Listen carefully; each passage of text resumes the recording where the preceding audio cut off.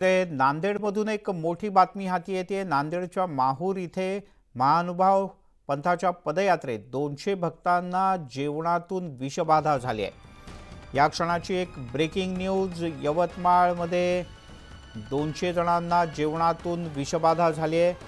माहूर इथे महानुभाव पंथाची एक पदयात्रा होती आणि यात सहभागी झालेल्या सुमारे 200 भक्तांना जेवणातून विषबाधा झाली। यातल्या 50 जणांना तातडीने रुग्णालयात दाखल करण्यात आले। जेवण झाल्यानंतर त्यांना मळमळ आणि उलट्यांचा त्रास सुरू झाला। यवतमाळच्या चिकणी इथली घटना आहे। माहूर ते मोझर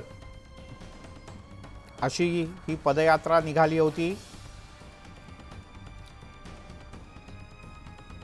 आणि पदयात्रेच्या एका मुक्कामाच्या ठिकाणी जेव्हा सगळेजण जेवायला बसले तेव्हा त्यात अनेकांना त्रास झाला। यातल्या सुमारे 50 जणांना रुग्णालयात दाखल करण्यात आले। त्यांची प्रकृती आता ठीक आहे।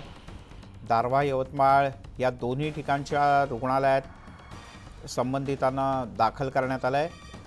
सर्व रुग्णांची प्रकृती आता धोक्याच्या बाहेर आहे।